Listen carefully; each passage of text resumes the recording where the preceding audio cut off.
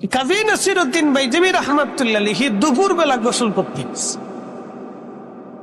তো গোসল করতে যায় নদীর ঘাটে যায় দেখতেছে যে একটা বিচ্ছু খুব দ্রুত গতিতে দৌড়াই দৌড়াই আসতেছে। আল্লামা নাসিরউদ্দিন বাইজিবি চিন্তা করলেন ব্যাপার কি,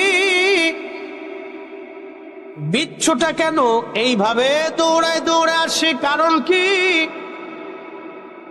কেন বিচ্ছুটা দৌড়ায় দৌড়ায় আসে? বিচ্ছু দৌড়ানো দেখার জন্য কাজী নাসিরউদ্দিন বাইজিবি রাহমাতুল্লাহ আলাইহি নদীর ঘাটে দাঁড়ায় গেলেন।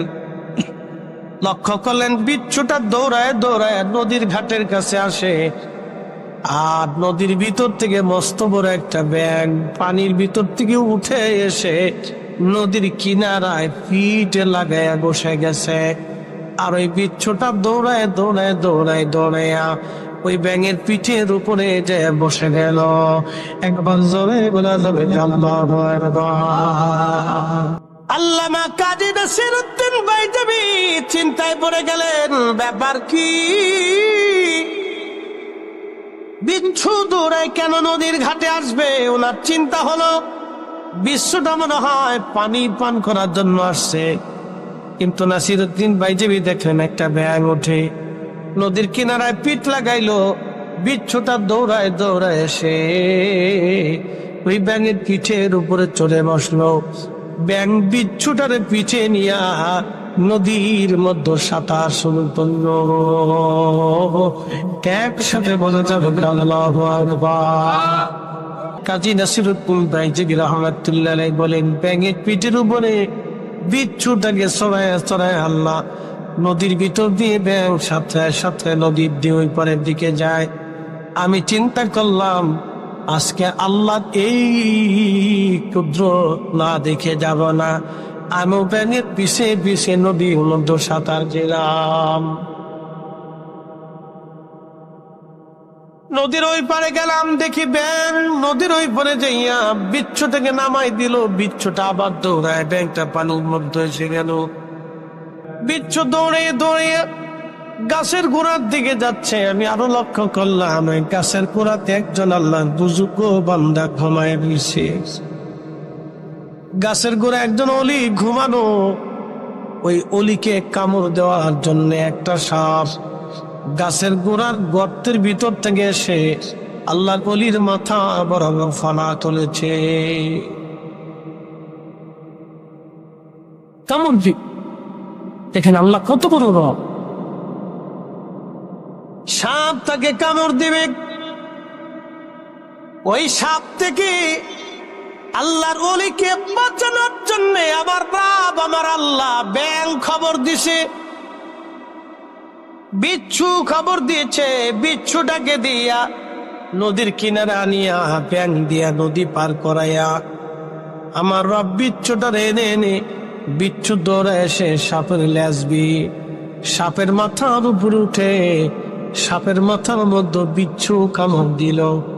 সঙ্গে সঙ্গে বিচ্ছুর কামড়ে সাপ আস্তে করে মাটির মধ্যে ঢলে পড়ে ছাটাছাটি করে সাপটা মরে গেল। একসাথে আবার ধরে বলেন আল্লাহু আকবার। চিন্তা করতে পারছেন ইমাম কাজী নাসিরউদ্দিন বাইজিবি রাহমাতুল্লাহ আলাইহি বলেন আমি আশ্চর্য হচ্ছি যে ইয়া রব রব্বুল আলামিন, তুমি যে রব্বুল আলামিন তার বাস্তবতা এটা।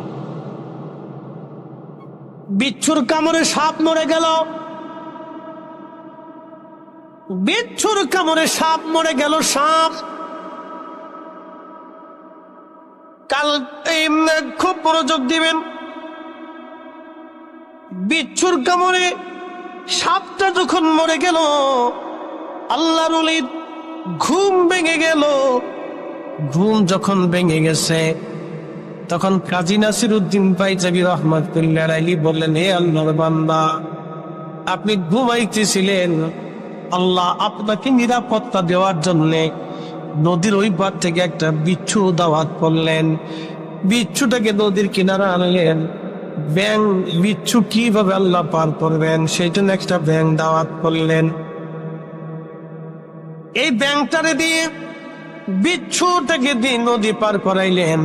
ওই বিচ্ছুটা দৌড়ায় এসে আপনার এই সাপ মরে আছে, এই সাপের মাথার উপরে উঠাইয়া বিচ্ছু দিয়া সাপের কামড় দেওয়াইয়া সাপ মারিয়া আমার আল্লাহ রব্বুল আলামিনের পরিচয় দিয়া আল্লাহ আপনাকে নিরাপত্তা দিয়েছে। একবার জোরে বলা যাবে কি মারহাবা। ফাবি আই আলা'i রাব্বিকুমা তুকাল্লিবান।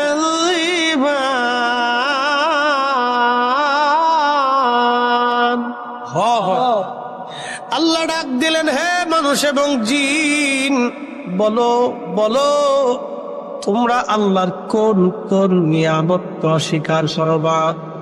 আল্লাহর কোন কোন নিয়ামত অস্বীকার করবা তোমরা বলো বলো বলো। আল্লাহর কোন নিয়ামত অস্বীকার করার মতো কোন শক্তি আমাদের নাই, নাই নাই নাই। কোন নিয়ামত অস্বীকার করার কোন রাস্তা আমাদের নাই। স্বীকার করতে হবে। লাইন শাকারতুম লাযীদান্নাকুম ওয়া লাইন কাফারতুম ইন্না আযাবী লাশাদীদ।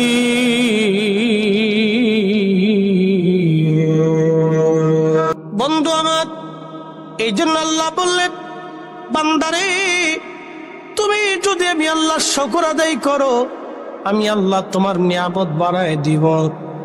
আর যদি না শুকরিয়া করো, অকৃতজ্ঞ হও, তাহলে আমি রব্বুল আলামিন তোমাকে শক্ত শাস্তি দেব, কঠিন শাস্তি। আল্লাহর প্রতি কৃতজ্ঞ হতে হবে, বলতে হবে হ্যাঁ রব আপনি করেছেন, স্বীকার করতে হবে। আচ্ছা আপনি বলেন, 40 বছর ছেলেটার পিছনে আপনি পরিশ্রম করছেন, আপনার বয়স এখন 70, দুর্বল হয়ে গেছেন, ছেলেটা আপনার ঘরের সামনে দাঁড়ায় চিৎকার মেরে মেরে বলতেছে, এ বুড়া তুমি 40 বছরে আমি সন্তান আমার জন্য কি করছো? কিছু করো নাই। করছো কি তুমি? কিচ্ছু করো নাই তুমি। আচ্ছা বলেন, ছেলেটা যখন বাপেরই কষ্টকে অস্বীকার করবে তখন বাবা মনে খুব খুশি হয় না? হ্যাঁ, জীবনের সবচেয়ে বড় কষ্টটা একজন বাবা এবং মায়ের এইখানে। 40টা বছর আমার রক্ত, আমার জীবন, আমার যৌবন, আমার সুখ সবকিছু বিসর্জন করছি শুধুই সন্তানদের দিকে তাকিয়ে। আর আজকে আমার বৃদ্ধকালে, অসহায়ত্বের কালে, দুর্বলতার কালে এই সন্তান আমাকে অস্বীকার করতেছে। বাবার জীবনের সবচেয়ে বড় কষ্ট এবং দুঃখ। ঠিক রব আমাদেরকে বলতেছেন, বান্দা আমি তোমাকে যা যা প্রয়োজন সব দিছি, কিচ্ছু অপ্রয়োজন অপূরণ রাখিনি, তোমার সব দিছি। বাবা লাইন শাকারতুম লাযীদান্নাকুম, তুমি শুধু কৃতজ্ঞ হও, অকৃতজ্ঞ হও। ওয়ালা ইন কাফারতুম, আর যদি অকৃতজ্ঞ হও, ইন্না আযাবী লাশাদীদ, তোমাকে শক্ত শাস্তি দিবে। বলে কি শাস্তি? আল্লাহ সেটা বলে রেখেছে, ইন্নাল্লাযীনা কাফারু মিন আহলিল কিতাবি ওয়াল মুশরিকিনা ফী নারি জাহান্নাম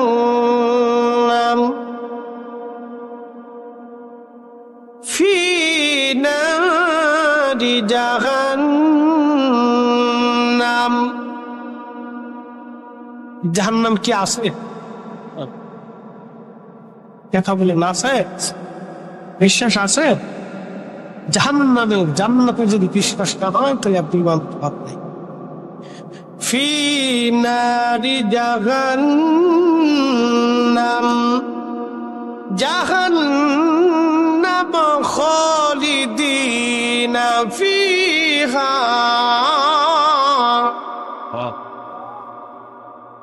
অকৃতজ্ঞ যারা হবে, নাফরমান যারা হবে, যারা কাফের হবে, অস্বীকার করনেওয়ালা, ইন্নাল্লাযীনা কাফারু, যারা অস্বীকার করনেওয়ালা, আমি রবকে যারা অস্বীকার করবে, আমার নবীকে যারা অস্বীকার করবে, আখিরাতকে যারা অস্বীকার করবে, কবরকে যারা অস্বীকার করবে, জান্নাত জাহান্নাম ফেরেশতা নবী রাসূল কিতাবকে যারা অস্বীকার করবে, আমার হাবিব আপনি তাদেরকে বলে দেন আমি তাদের জন্য একটা চিরস্থায়ী আবাসস্থল বানিয়ে রেখেছি জাহান্নাম। কঠিন শাস্তির জায়গা জাহান্নাম। জাহান্নাম এত ভয়াবহ হবে, হাসরের মাঠে 500 বছর দূরত্ব থেকে জাহান্নামের গর্জন শুনিয়া হাসরবাসীর কলিজা পর্যন্ত শুকায় যাবে। জাহান্নামের কাছে যেতে হবে না, 500 বছরের দূর, 500 বছরের দূরত্ব থেকে জাহান্নাম দেখিয়া, আল্লাহ জাহান্নাম দেখিয়া গর্জন তর্জন শুনিয়া আসরবাসী পাগল পাড়া হয়ে যাবে, কলিজা শুকায় যাবে, ভয়ে বিহবল হয়ে যাবে, হায় সর্বনাশ।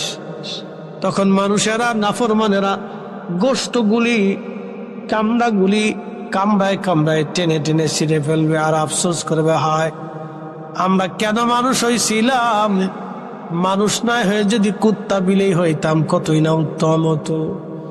আমরা কেন মানুষ হইলাম, কেন মানুষ আমরা হইলাম, কেন মানুষ হইলাম, কেন মানুষ হইলাম। এই জন্য আমাদেরকে বুঝে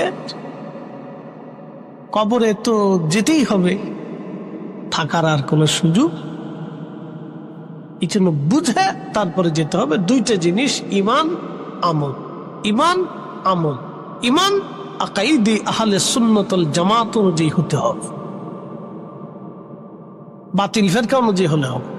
আকাইদি আহলে সুন্নাত ওয়াল জামাত অনুযায়ী বিশুদ্ধ এই আহলে সুন্নাত ওয়াল জামাতের আকীদার উপরে আপনাকে প্রতিষ্ঠিত থাকতে হবে। যদি ভিন্ন আকীদা হয় তাহলে বিপদ আছে, মুসিবত আছে, তাহলেও কঠিন শাস্তির। আল্লাহ কোরআনে বলছেন তাসওয়াদু উজুহুন, যদি ভিন্ন আকীদা হয়, বদ আকীদা হয়, তাহলে আল্লাহ বলছেন তোমাদের চেহারা মলিন থাকবে সেই দিন, আফসোস করবে। ফাআম্মাল্লাযীনা সাওয়াদ্দাত উজুহুহুম, আল্লাহ সেই দিন জিজ্ঞেস করবে, এই বান্দা তোদের চেহারা মলিন কেন? আজকে মলিন হয়ে হাসরের মাঠে বসে আছিস, কারণ কি? আকাফারতুম বাদা ঈমানিকুম, তোরা ঈমান আনার পরে বেঈমান হইছিলি। প্রশ্ন রাখবেন ফরিদি হুজুর, ঈমান আনার পরে মানুষ কেমনে বেঈমান হয়? মুসলমান হওয়ার পরে কেউ যদি বলে রাসূলের আব্বা আম্মা কাফের, তাহলে সে বেঈমান হয়ে কবরে যাবে। কথা বল ঠিক কি না? আমাদের দেশে একদল বের হয়ে গেছে যারা বুকে হাত বেঁধে নামাজ পড়ে, বাংলাদেশে দেখবেন ওরা বলে রাসূলের আব্বা আম্মা জাহান্নামী, রাসূলের আব্বা আম্মা কাফের। যারা রাসূলের আব্বা আম্মাকে কাফের মনে করে, জাহান্নামী মনে করে, ওদের পিছনে ইক্তেদা করলে নামাজ হবে না। কথা বলেন ঠিক না বেঠিক? কোশ্চিন কেন আকাফারতুম বাদা ঈমানিকুম, এটা ঈমান আনার পরে বেঈমান হয়ে গেছে, এটা ঈমান আনার পরে বেঈমান হয়ে গেছে। ফাদুকুল আযাব বিমা কুনতুম তাকফুরুন, তখন আল্লাহ পাক সেই দিন ডাক দেবেন, দূর হ, দূর হয়ে যা, দূর হয়ে যা, যা জাহান্নামে চলে যা, যা জাহান্নামে চলে যা। এই জাতির জন্য আল্লাহ জাহান্নাম নিযুক্ত করে রাখছে, যারা বদ আকীদা পোষণ করে। 1450 বছর আগে কোন ইমাম, কোন আলেম, কোন উলামা যাহা আকীদা পোষণ করেনি, তা আজকে নতুন করে এই বাংলাদেশে মুসলমানদের ভিতরে সাপ্লাই দিচ্ছে, যেটা শাহজালাল ইয়ামিনী আনে নাই, খাজা বাবা আজমিরি আনে নাই, মুজাদ্দিদ আল ফেসানি দেখেন নাই, হুজুর গাউসে পাক মহিউদ্দিন আব্দুল কাদের জিলানী দেন নাই, খাজা বাহাউদ্দিন নকশবন্দ বুখারী যেটা শিখান নাই, সেই সমস্ত বদ বদ অপদার্থ আকীদা আমাদের দেশের ভিতরে এই ভেজাল ফরমালিনের মতো ঢুকিয়ে দেওয়া হচ্ছে। মুসলমানের শরীরকে বিষাক্ত করছে, ইমানকে বিষাক্ত করে মুসলমানের ইমান একিনকে নষ্ট করতেছে। আচ্ছা আপনাদেরকে বলি, জবাব দিবেন তো, আপনার মাথায় পাগড়ি আছে, জুব্বা আছে, মেসওয়াক আছে, জায়নামাজ আছে, সুগন্ধি লাগিয়েছে, মসজিদে নামাজে দাঁড়িয়েছে, কজু ভাই নামাজ হইবে? জোরে বলেন। অজুবিহীন যেমন নামাজ হয় না, বিশুদ্ধ ঈমান বিহীন ওইরকম ইবাদত কবুল হয় না। কথা বুঝাইতে পারছি আপনাদেরকে? অজুবিহীন যেমন নামাজ হয় না, বিশুদ্ধ আকীদাবিহীন ওইরকম ঈমান ইবাদত কবুল হয়। বুঝে যাবে, সারা জিন্দেগি করলেও কাজ হবে না।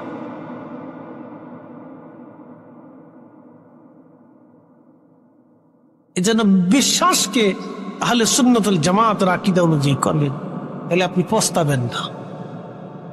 পৃথিবীতে আজ পর্যন্ত দেখছেন আহলে সুন্নাতুল জামাত ছাড়া কোনো মা ওলি জন্ম দিছে? আমাকে দেখান তো, সারা দুনিয়া তন্ন তন্ন করে তালাশ করিয়া আমার একজন দেখা। সারা পৃথিবী তন্ন তন্ন করে তালাশ করে দেখান যে আকাইদে আহলে সুন্নাতুল জামাত ব্যতীত কোন মা ওলির জন্ম দিছে? আমাকে দেখান কোন মা ওলির জন্ম দিছে, আমাকে দেখান।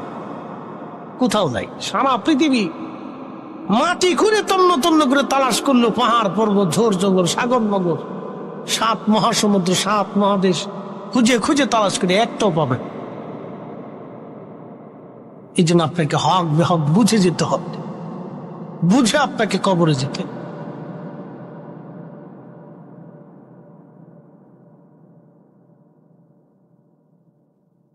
মাধবপুরবাসী আল্লাহর শুকর করেন, আল্লাহর প্রতি কৃতজ্ঞ হন, না হলে বিরাট বড় বিপদ। কৃতজ্ঞ হতে হবে আপনাকে। সব আল্লাহ আমাদেরকে দেন, আমরা কৃতজ্ঞ হব আল্লাহর। আমাদের জীবনের সবকিছু আল্লাহর খুশির জন্য, আল্লাহর সন্তুষ্টির জন্য আমাদের জীবনের সব হবে। আল্লাহকে খুশি করার জন্য আমরা চেষ্টা করব। প্রিয় বেলগড়বাসী, আল আরাফা ইসলামী সুন্নি যুব সংঘের উদ্যোগে আজকের এই মাহফিল, বাবাজি প্রত্যেক বছর এই মাহফিল কেন হবে? আমার বাবা মা দাদা দাদি অনেকে কবরে চলে গেছে, আমরা তাদের কাছে চিরদিনের জন্য ঋণী হয়ে বসে আছি। কি কথা কন না কেন? আমরা তাদের কাছে কি চিরঋণী, চিরঋণী, চিরঋণী। আবার বলতেছি, মেহজনের মাঠে যদি আল্লাহ বলে, মৌলানা ফরিদি তুমি তোমার পিতা মাতার অবাধ্য সন্তান, আয় আফসোস, আমার জিন্দিগির সমস্ত ওয়াজি বৃথা হয়ে যাবে। এক কথাই শেষ। যদি আল্লাহ কিয়ামতের ময়দানে আমাকে ডাক দে বলতেছে, হ্যাঁ ফরিদি তুমি তোমার পিতা মাতার অবাধ্য অকৃতজ্ঞ সন্তান, আমার জীবনের হায় আফসোস, আমার জীবনের সব ওয়াজগুলি নিষ্ফল হয়ে যাবে সেই দিন। আমার জীবনের সব সেজদাগুলি নিষ্ফল হবে, আমার জীবনের সব জিকির নিষ্ফল হবে, আমার জীবনের সব ইবাদত দান সদকা সেই দিন নিষ্ফল হয়ে যাবে। কারণ আল্লাহ রসুল বলেছেন, পিতামাতার অবাধ্য এবং পিতামাতার অকৃতজ্ঞ সন্তান কখনো জান্নাতে যাবে না। বাবা মা ক্ষমা না করা পর্যন্ত তাদের জান্নাত হবে না। বর্তমান মদিনার একজন ইমাম আছে, তার নাম শায়েখ আব্দুর রহমান হুজাইফি রাহিমাহু, শায়েখ আব্দুর রহমান হুজাইফি মাদ্দাজিল্লাহুল আলী। 40 বছর ধরে মদিনায় আমার রসুলের মসজিদের তিনি ইমাম। মারহাবা বলা যাবে না? 40 বছর ধরে মদিনাতুল মুনওয়ারাতে আমার রসুলের মসজিদের ইমামতি করতেছেন। আল্লাহু আকবার। আল্লাহ ওনার হায়াতের মধ্যে আরো বারাকা দান করুন, সকলে বলেন আমিন। আমার রসুলের মসজিদের ইমাম, এটা 4টিখানি কথা না বাবা, এটা 4টিখানি কথা না যে শায়েখ আব্দুর রহমান হুজাইফি মাদ্দাজিল্লাহুল আলী তিনি 40 বছর ধরে আমার রসুলের মসজিদের ইমাম। 40 বছর ধরে মসজিদে নববীতে তিনি নামাজ পড়ান, খুতবা দেন। কিয়ামতের ময়দানে যদি আল্লাহ জিজ্ঞেস করে, হুজাইফি আহা তুমি তোমার পিতা মাতার অবাধ্য সন্তান, 40 বছরের জীবনের সব নামাজ শেষ হয়ে যাবে। কি কথা কন না কেন? ঠিক এই জন্য আল্লাহ বলেন, আনিশকুরলি, কোরআনে আমার রব বলতেছে, আনিশকুরলি তুমি আমার শুকর আদায় করবে, ওয়ালি ওয়ালিদাই তোমার পিতা মাতার প্রতি তুমি কৃতজ্ঞ হবে, তুমি তোমার পিতা মাতার প্রতি শুকর আদায় করবে, তুমি তোমার পিতা মাতার অবাধ্য হবে না, তুমি তোমার পিতা মাতার বাধ্য হবে। ও গো মা, তুমি এ ধরনের শ্রেষ্ঠ নিয়ামত তোমারই পদতলে রয়েছে জান্নাত। গো মা, তুমি এ ধরনের শ্রেষ্ঠ নিয়ামত তোমারই পদতলে রয়েছে জান্নাত।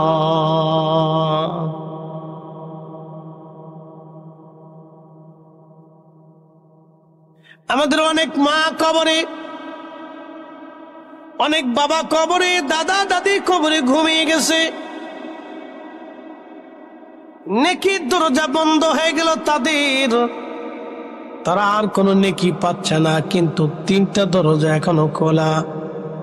1 নম্বর সদকায়ে জারিয়া, 2 নম্বর ইলমের খেদমত, 3 নম্বর নেক সন্তানের দোয়া, আও ওয়ালাদিন সালিহিন ইয়াদউ লাহু। ইলমের খেদমত, সদকায়ে জারিয়া এবং নেক সন্তানের দোয়া, 3টা দরজা তাদের জন্য এখনো খোলা রয়ে গেছে। কেউ যদি একটা মসজিদ বানায়, এই মসজিদে যদি টাইলস দেয়, সিমেন্ট দেয়, বালু দেয়, ইট দেয়, জমি দেয়, মসজিদে টিউবওয়েল করে দিল, এসি বানাই দিল, ফ্যান চালাই দিল, বিদ্যুৎ কারেন্ট দিয়ে দিল, এইরকম কোন ব্যক্তি যদি করে, যতদিন মসজিদ থাকবে ততদিন ওই বান্দার কবরে নেকি চলতে থাকবে, নেকি চলতে থাকবে, নেকি বন্ধ হবে না। একবার জোরে বলা যাবে কে মারহাবা।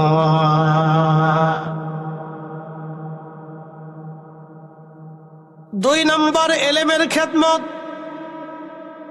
কেউ যদি মাদ্রাসা বানায়, একটা ছেলে এতিম, এতিম ছেলেরা আলেম বানায়, নিজের সন্তানটাকে কেউ যদি আলেম বানায়, নিজের মেয়েটাকে যদি আলেমা বানায়, হাফেজ বা হাফেজা বানায়, মুফতি বা মুফতিয়া বানায়, কোন মা বাবা যদি তার সন্তানদেরকে আলেম আলেমা বানায়, তাহলে ওই সন্তান যতদিন আমল করবে, ওই সন্তান থেকে, ওই আলেম থেকে যত আলেম আসবে, সে আলেম থেকে যত আলেম আসবে, সে আলেম থেকে যত আলেম আসবে, কিয়ামত পর্যন্ত এই ইলমের ধারা যতদিন চলতে থাকবে, আল্লাহু আকবার, ওই বান্দা কবরে থাকবে কিন্তু নেকি বন্ধ হবে না, নেকি চলতে থাকবে, চলতে থাকবে। একসাথে জোরে বলা যাবে কি সুবহানাল্লাহ।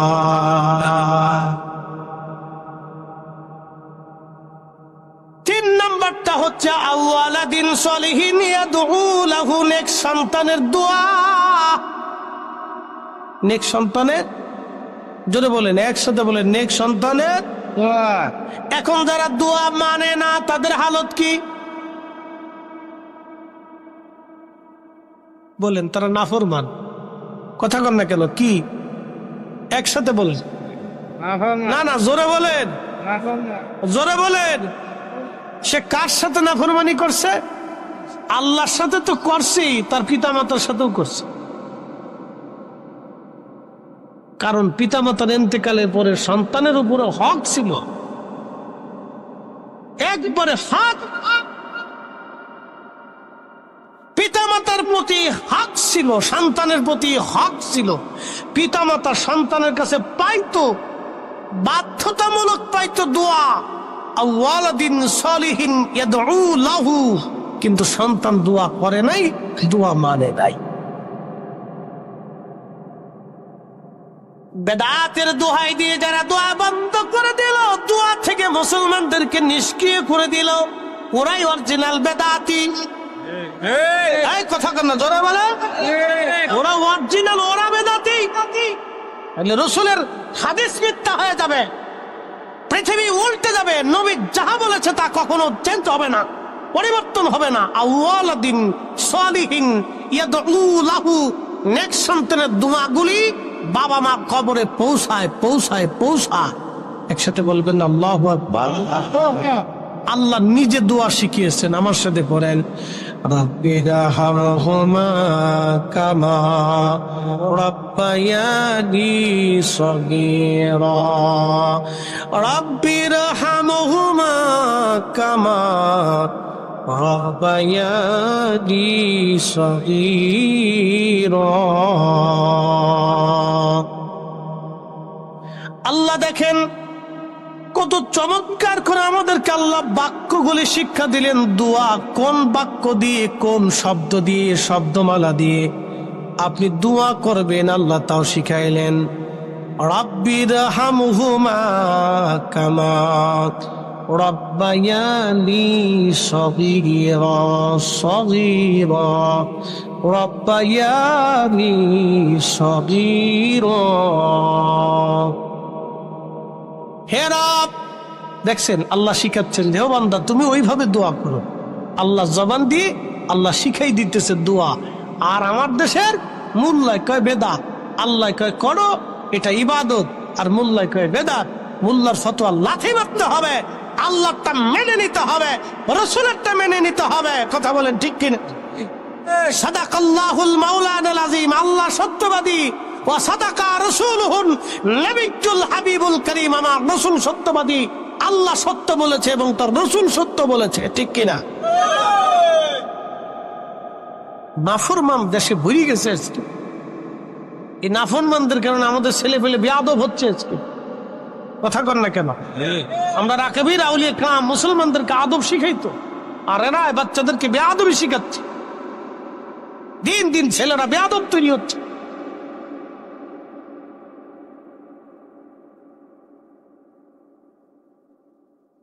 খুব মনোযোগ দিয়ে শুনবেন, আল্লাহ কোরআনে দোয়া শিক্ষা দিলেন। হে বান্দা তুমি এইভাবে দোয়া করো, হে রব তুমি আমার পিতামাতাকে জান্নাতে সেইভাবে লালন পালন করো যেইভাবে আমার পিতামাতা ছোট্টকালে রব্বায়ানি সগীরা, ছোট্টকালে আমার মা আমারে দুলিয়ে দুলিয়ে দুলিয়ে দুলিয়ে ঘুম পাড়াইতো। তুমি আমার আব্বা আম্মারে জান্নাতে ওইভাবে দোলায় দোলায় ঘুম পাড়াও। আল্লাহর ভাষা দেখছেন? আল্লাহর ভাষা বুঝে যান কত চমৎকার করে আল্লাহ নিজে দোয়া শিখিয়েছেন। নাফরমান দোয়া মানেই না, নাফরমান দোয়া মানেই।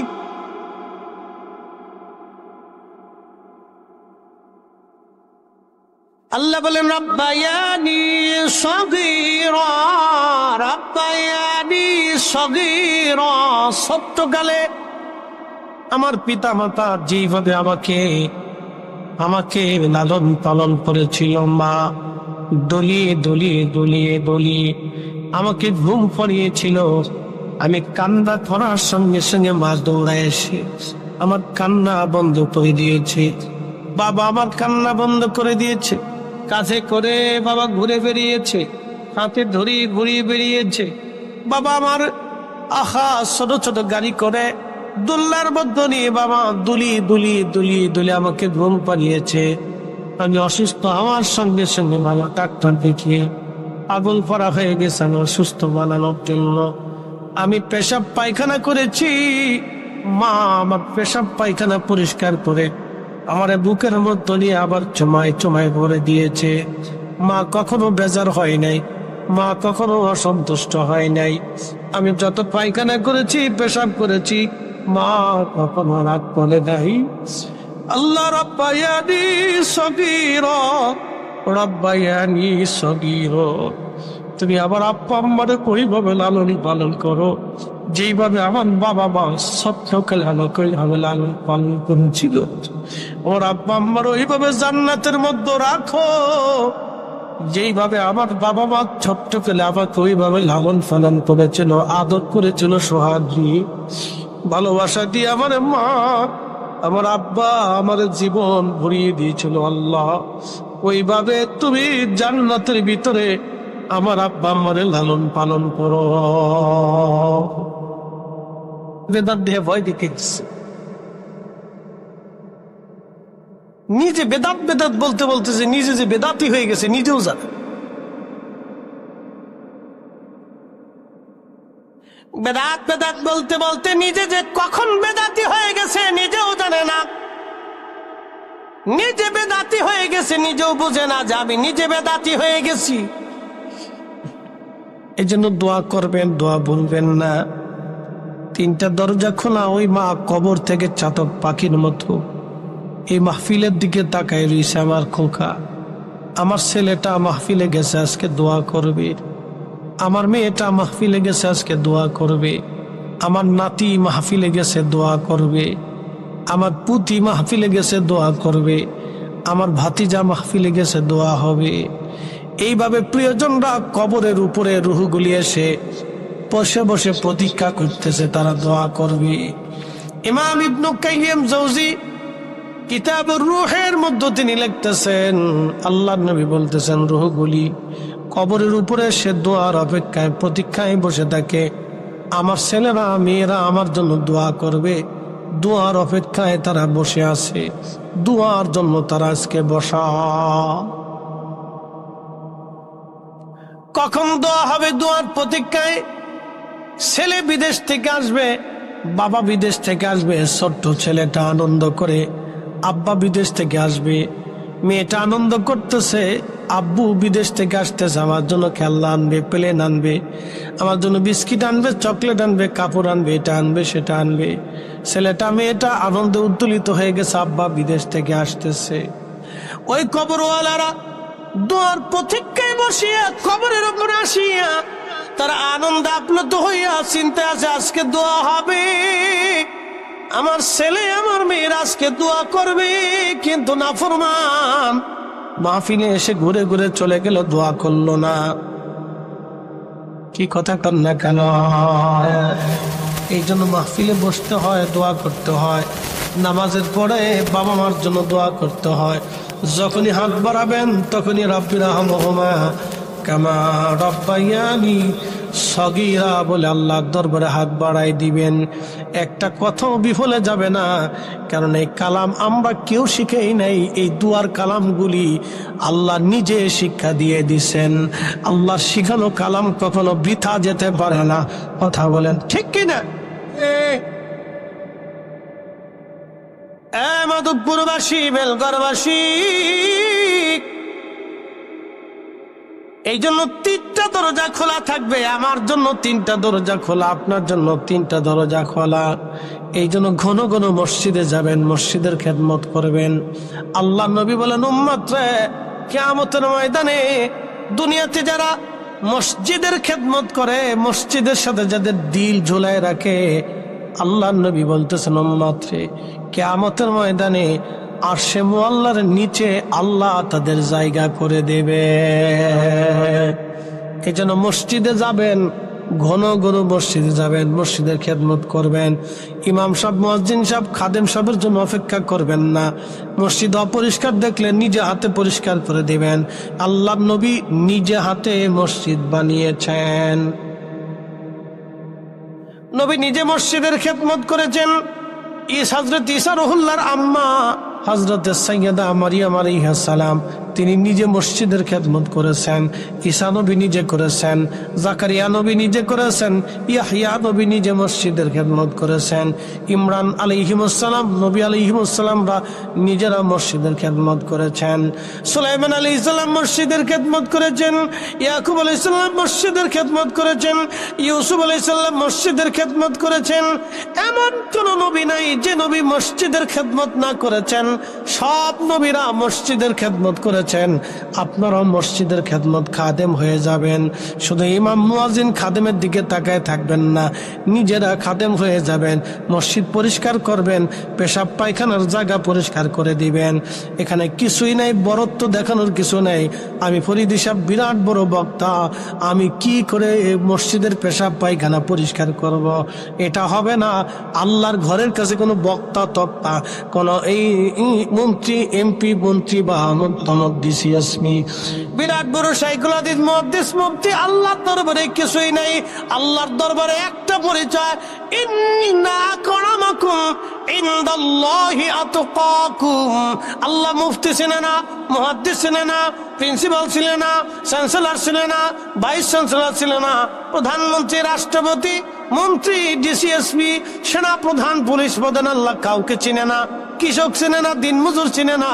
আল্লাহ একটা চিনে, ইন্না আকরামাকুম ইনদাল্লাহি আতকাকুম। যার তাকওয়া বেশি, আল্লাহর ভয় যার অন্তরে বেশি, তার সম্মান আল্লাহর দরবারে বেশি। একসাথে চলে বলা যাবে কি মারহাবা। আল্লাহর কাছে কোনো বৈষম্য নাই, যার তাকওয়া বেশি আল্লাহর কাছে তার দাম বেশি। ওটা যদি ভিখারিও হয় তাও দাম বেশি। এক কথায় ক্লিয়ার। ফরিদি সাহেব বিরাট বড় বক্তা, বিরাট দামওয়ালা, কিচ্ছু না। আমার চেয়ে তো দামওয়ালা একজন রিক্সাওয়ালা হবে, সারাদিন পরিশ্রম করে হালাল রুটি রুজি করে, দিন শেষে কঠিন পরিশ্রমের ভিতরে নামাজের কাতারে দাঁড়ায় যায়, হাজার লক্ষ টাকা পড়ে থাকলেও হাত দিয়ে ধরে না, অন্যের ক্ষতি করে না, ও 5 ওয়াক্ত নামাজ ঠিক মতো আদায় করে হক হালাল মতো চলে। ও আমার চাই তো বেশি দামি আল্লাহর কাছে। কথা কন না কেন? আল্লাহর কাছে অনেক দাম। ইন্না আকরামাকুম ইনদাল্লাহি আতকাকুম। যার অন্তরে তাকওয়া বেশি তার দাম বেশি। এই এক সূত্র মেনে চলবে। প্রিয় উপস্থিতি, আবার এই মাহফিলটা আমার যুবক ভাইরা অনেক পরিশ্রম করে করছে। মাহফিলটা আগামী বছরও হবে। শুধু আমি আপনাদেরকে নিয়ে সামান্য পরিমাণ কিছু যদি আগামীর জন্য কালেকশন না করি, তাহলে প্রোগ্রামটা নষ্ট হয়ে যাবে। ভাই সাহেব, এই প্রোগ্রামটা হওয়ার কারণে আপনারা আজকে কিছু কথা শুনতে পারছেন। কথা ঠিক কিনা? এই মুরব্বীরা কবর থেকে তারা প্রতীক্ষা আছে একটু দোয়ার জন্য। মোহতারাম সভাপতি সাহেব আসবেন, আওলাদুলি, তিনি আপনাদেরকে নিয়ে দোয়া করবেন। তো খুব মনোযোগ দিয়ে, আমরা সবাই সম্পদ কি কবরে নিয়ে যাওয়ার সুযোগ টুযোগ আছে কিনা?